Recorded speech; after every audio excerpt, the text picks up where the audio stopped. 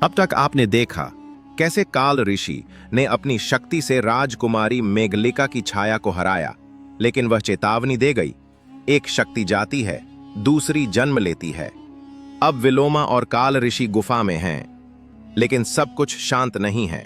अब आगे। रात्रि का तीसरा पहर।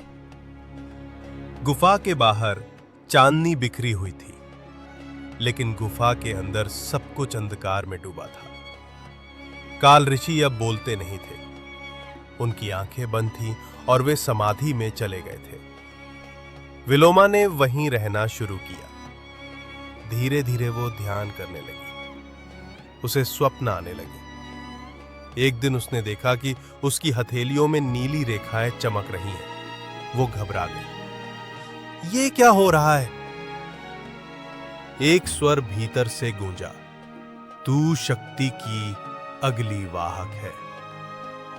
उसी रात आकाश में एक लाल उल्का टूटी और वहीं उसी गुफा के सामने गिरी। उससे एक छाया योद्धा निकला, जिसके शरीर से धुआं निकल रहा था। उसने गुफा के बाहर आकर गर्जना की, मैं यम शक्ति का दूत हूं। काल ऋषि ने जो चक्र तोड़ा, उसे पूरा करने तू आएगी राजकुमारी विलोमा। विलोमा डर गई, लेकिन भीतर से कुछ जाग गया। उसकी आंखों से नीला प्रकाश फूटा।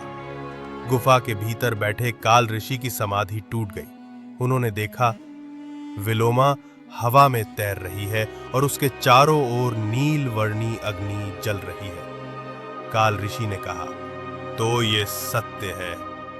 विलोमा केवल राजकुमारी नहीं, वो योगिनी है। वो शक्ति जो हर युग में छिपी होती है, पर तब जागती है जब अधर्म सीमा लांघता है।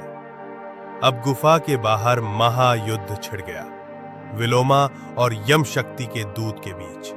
धरती कांपने लगी। काल ऋषि ने मंत्र पढ़ा और अपनी सारी तपस्या की शक्ति विलोमा को दे दी, और उसी क्षण विलोमा की आंखों से तेज रोशनी निकली और यम शक्ति का दूत राख बन गया। सब शांत हो गया। विलोमा अब मौन थी। उसने काल ऋषि की ओर देखा, लेकिन वो अब वहां नहीं थे।